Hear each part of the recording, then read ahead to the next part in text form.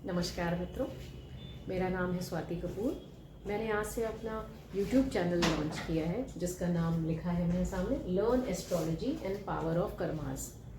हम आज आपको ये पढ़ाना स्टार्ट करेंगे एस्ट्रोलॉजी के बारे में और हमारे कर्मास के बारे में, जिसमें हम बेसिक से स्टार्ट करेंगे, जिससे आपको थोड़ा एस्ट्रोलॉजी की नॉलेज आए, बेस आए।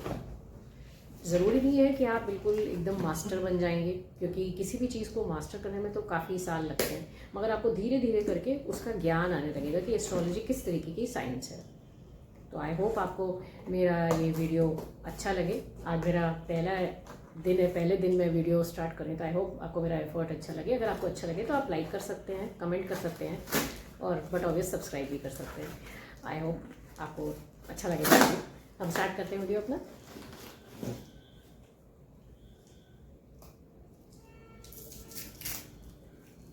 मैंने इसमें पहले से ही कुंडली बना रखी है। ये है कुंडली, इसको आप हॉरोस्कोप भी कहते हैं। आज हम लोग पढ़ेंगे इंट्रोडक्शन ऑफ हाउसेस, या जिसे कहते हैं भाव परिचय।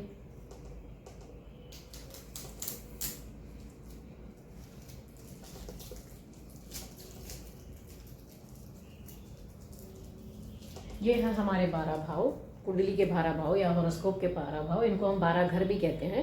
तो जैसे ये मैंने लिख के रखा है 12 पहला भाव, इसको हम बोल सकते हैं पहला घर भी। ऐसे ही दूसरा भाव दूसरा घर भी बोल सकते हैं। अब मैंने इसको पहला भाव लिखा है। तो अब हम देख रहे हैं कि यहाँ पे कितने भाव हैं। 1 2 3 4 5 6 7 8 9 10 11 12 भाव। ये हमारे 12 भाव हैं, जिसको हमने लिखा है पहला भाव दूसरा भाव। मैं इसको रोमन में भी लिख सकती हूँ पहला भाव। आपकी मर्जी हो तो आप रोमन में भी लिख सकते हैं अपनी अंडरस्टैंडिंग के लिए, लेकिन मैंने इसको पहला भाव लिखा है। लेकिन मैं इसे डिजिट 1 नहीं लिख सकती, क्योंकि डिजिट 1 माने हो जाएगा कि ये 1 राशि, जिसलिए मैंने आपके हेल्प के लिए यहाँ पे लिखा है 1 राशि का मतलब हो गया मेष। तो अगर मैं यहाँ पे 1 लिख रही हूँ तो ये 1 राशि है, यानी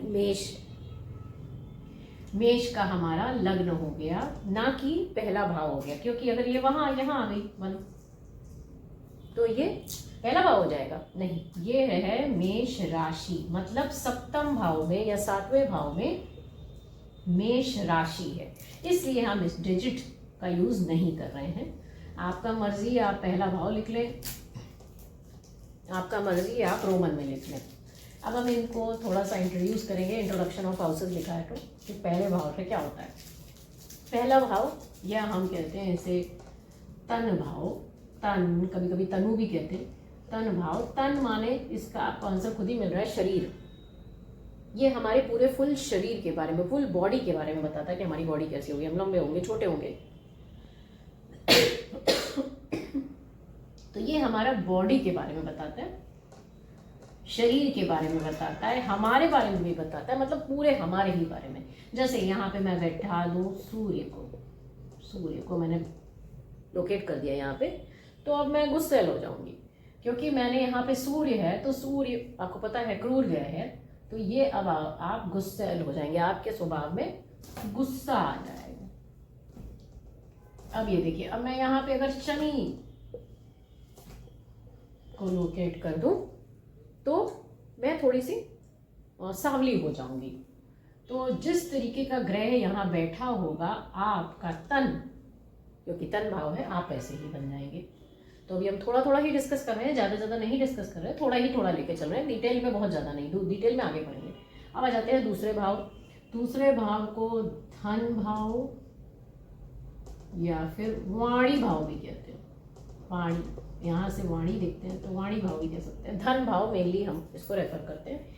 यहाँ से आपके पास कितना धन होगा वो देखा जाता है, आपका कुटुंब देखा जाता है, आपकी वाणी कैसी होगी वो देखी जाती है।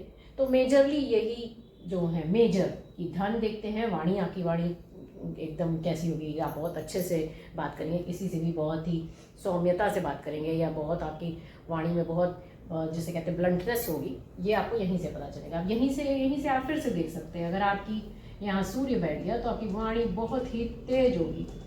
आप बोलेंगे तो लोगों को थोड़ा सा लगेगा यार बड़ा ही रूड भी बात करता है, यही ये यहाँ अब मैं बुध को बैठा दूँ तो आपकी वाणी बहुत अच्छी होगी, आप बहुत अच्छे से बात करेंगे। तो ये डिपेंड करता है कि कौन सा ग्रह वाणी भाव में बैठा। तो ये हो गई आपका धन भाव। अब हम आ जाते हैं तीसरा भाव। तीसरे भाव को हम पराक्रम भाव भी कहते हैं। पराक्रम भाव, हर प्रकार के बल के बारे में बात यहीं से होगी। जैसे कितना हमारे मसल में पावर है, हमारी बॉडी में कितनी पावर है, क्योंकि खेल कूद यहीं से देखा जाएगा। आप खिलाड़ी तभी बन सकते हैं जब आपके पास पावर है, तो आप खिलाड़ी बनेंगे या नहीं बनेंगे वो यहीं से ही पता चलेगा। या किसी भी तरीके की जैसे डांसिंग है या जैसे कहते हैं सिंगिंग है, वो सब आपको यहीं से देखने में पता लगेगी। तो ये है आपका तीसरा भाव। छोटे भाई के लिए भी इसी को देखा जाता है, छोटा भाई भी हम यहीं से ही देखते हैं। बाकी तो बहुत कुछ देखा जाता है मगर मोटा मोटी यही सब देखा जाता है। अब आ जाता है चौथा भाव, जिसे कहते हैं सुख भाव। 4th हाउस भी कह सकते हैं सुख भाव। किसी भी प्रकार का सुख, या फिर कह ले भूमि भवन वाहन, यही सुख है।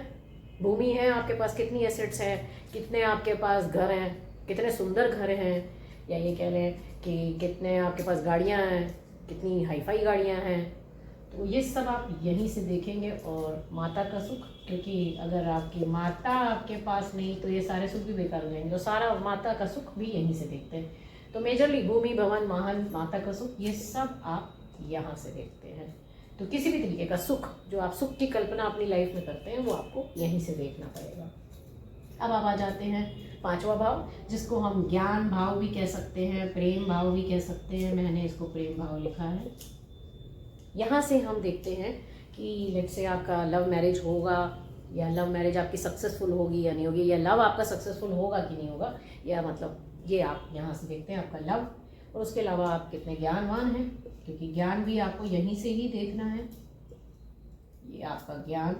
और इसके अलावा आप देख सकते हैं कि आपके पिछले जन्म के कर्म कैसे थे। जितने अच्छे यहाँ पे शुभ ग्रह बैठे हों तो मतलब आपका पिछले जन्म के कर्म अच्छे थे। और यहीं पे क्रूर ग्रह बैठ जाएं, अशुभ ग्रह बैठ जाएं, तो मतलब कहीं ना कहीं आपके कर्माज में कुछ प्रॉब्लम थी।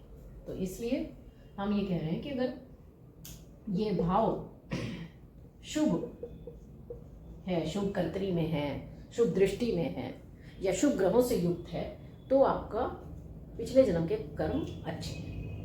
अब आ जाते हैं 6ठा भाव। इसको हम शत्रु भाव भी कहते हैं। शत्रु भाव भी कहते हैं। इससे हम चेक करते हैं रिपु, ऋण, शत्रु हो गया आपका रिपु। ऋण तो आपको पता ही है, लोन।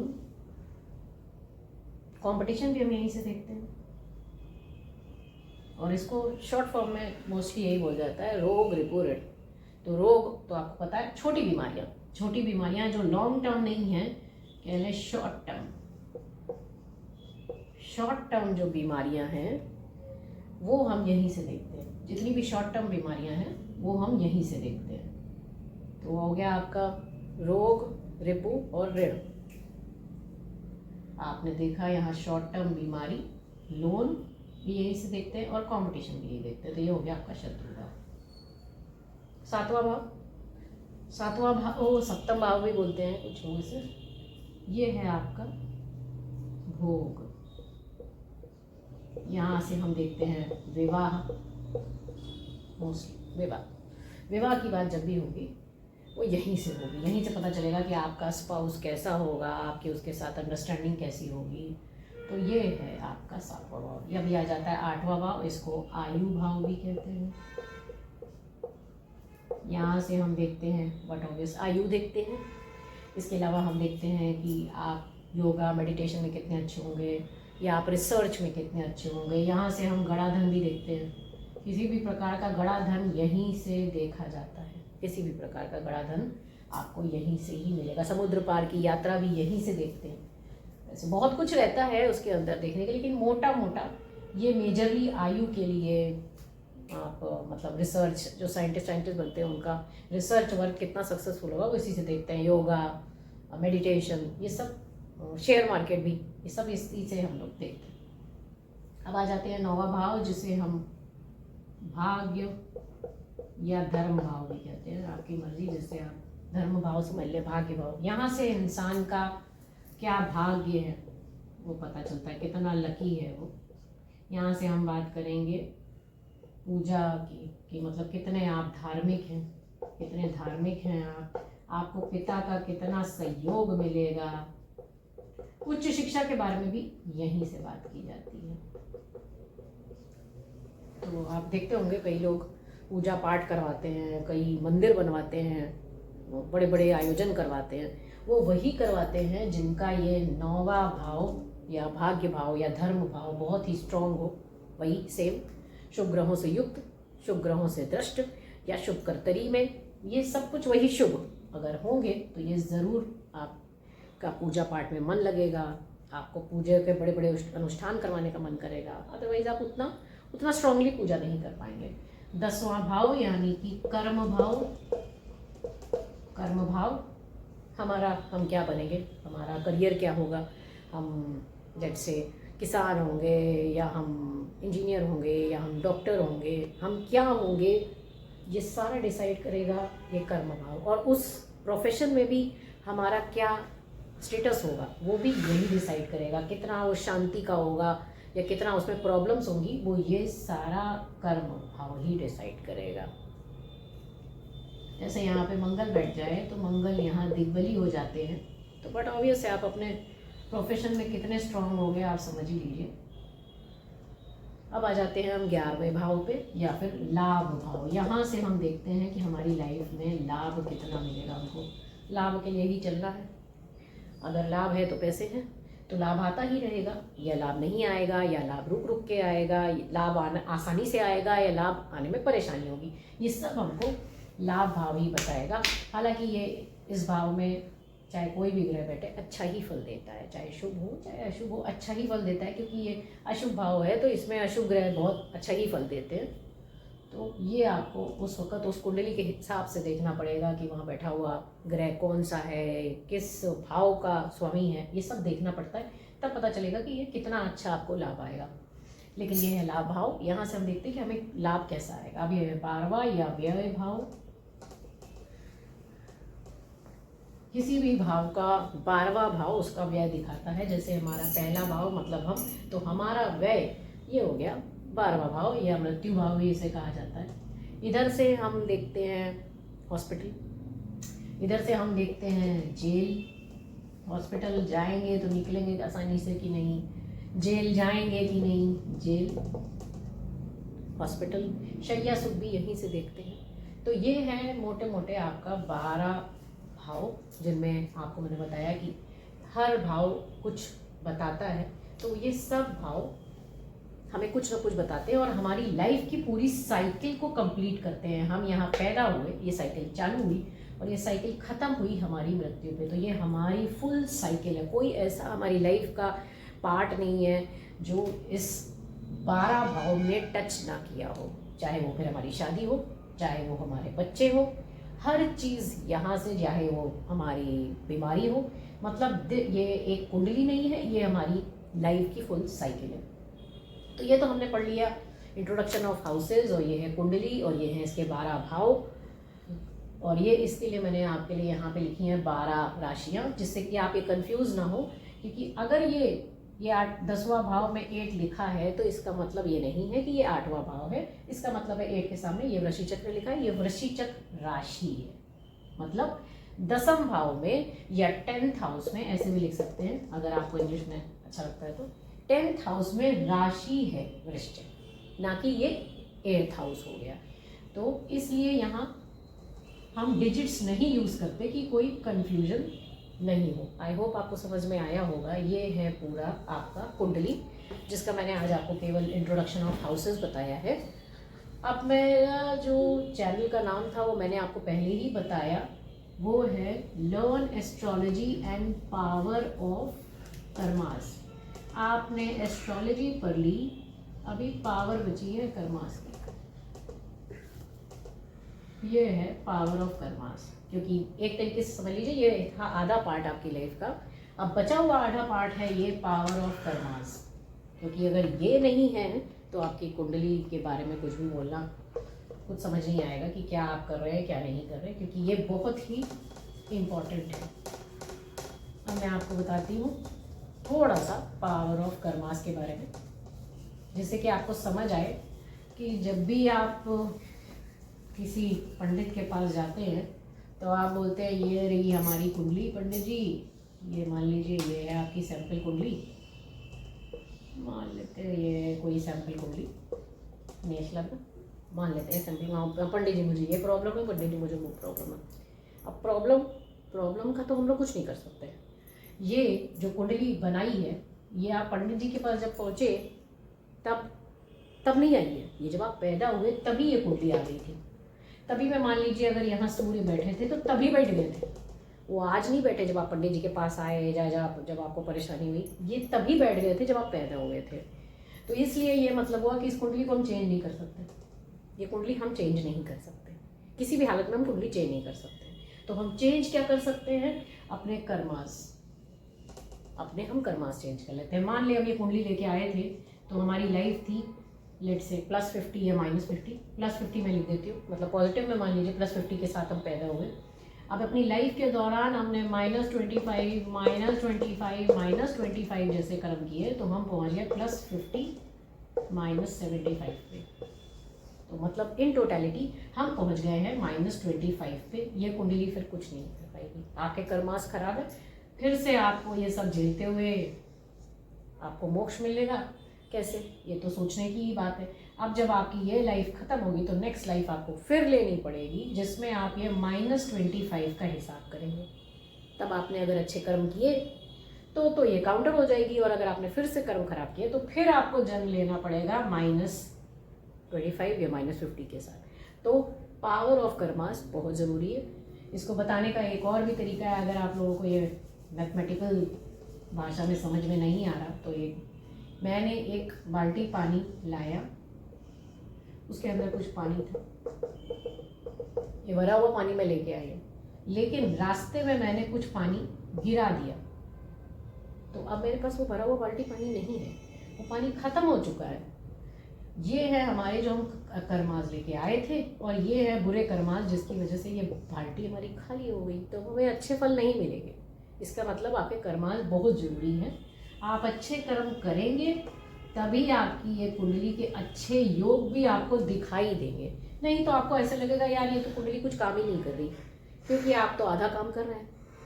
अगर आप आधा काम कर रहे हैं तो आपको आधा ही फल मिलेगा। आपको ये आधी कुंडली है, ये भगवान जी ने आपकी भेज दी है, या आपने पिछले जन्म के हिसाब से आपके कर्मों के हिसाब से कुंडली आपको मिली है। अब इसके बाद जो है वो आपके कर्मास हैं, ये प्लस करके ही आपकी लाइफ अच्छी बनेगी, नहीं तो खाली इससे कुछ नहीं होगा। अब हम कह रहे हैं कि अगर ये कुछ होएगा ही नहीं तो हम खाली करवाएं, कुंडली की क्या ज़रूरत है? नहीं, कुंडली की भी ज़रूरत है। कुंडली की ज़रूरत ये है कि जब मुझे पता चल गया, मान लीजिए कि मेरा सूर्य कमज़ोर है, तो मुझे उसके लिए कुछ रेमेडी कर लेंगे। अगर मुझे पता ही नहीं है तो मैं कैसे करूँगी? अब जैसे कमज़ोर आदमी है, कोई भी आदमी अगर हैंडीकैप्ट है तो उसी को तो ज़रूरत है बैसाखी की, जिसका पैर ठीक है उसको बैसाखी की क्या ज़रूरत? तो इसलिए हमें ज़रूरत है कि हमें कुंडली को भी देखना है, मगर अपने कर्मास को भी देखना है। इसके लिए आप दिए गए नंबर पे कॉल कर सकते हैं, व्हाट्सअप कर सकते हैं, तब हम आपकी कुंडली के हिसाब से आपको बताएंगे आपके कौन से ग्रह लेट से शुभ हैं, कौन से ग्रह अशुभ हैं, कौन से ग्रह योगकारी हैं, आपको किस ग्रह का जाप करना चाहिए, किस ग्रह का आपको दान करना चाहिए, और किस ग्रह का आपको रत्न पहनना चाहिए अगर ज़रूरत है तो ये करने से क्या होगा कि आप स्ट्रांग हो जाएंगे तो आप अच्छे से चीज़ों को अचीव कर पाएंगे। जैसे कि वही बात है कि अगर मेरा पैर में प्रॉब्लम है तो अगर मेरे को बैसाखी मिल गई तो मैं चल पाऊंगी, अगर बैसाखी नहीं है तो मेरे को काम करने में प्रॉब्लम है, मेरे को डे टू डे का काम करने में प्रॉब्लम है, तो जो कमज़ोर चीज़ है उसको हम स्ट्रांग बना देंगे। तो अपने दान पुण्य रत्न जप जो भी कर पाएँ उससे, तो फिर हमको इसका फल बेटर मिलेगा, क्योंकि हमने जो व्यक्ति कमज़ोर था उसको स्ट्रॉन्ग बना दिया है। आई होप आपको मेरा ये समझाया हुआ लेसन समझ आ रहा होगा। अब अगर आपको किसी भी तरीके की प्रॉब्लम हो या आपको अपनी कुंडली के बारे में विवेचना करानी हो तो आप हमें व्हाट्सअप कर सकते हैं, दिए हुए नंबर पे कॉल कर सकते हैं। नमस्ते, अगला वीडियो में आपके साथ फिर से मिलेंगे।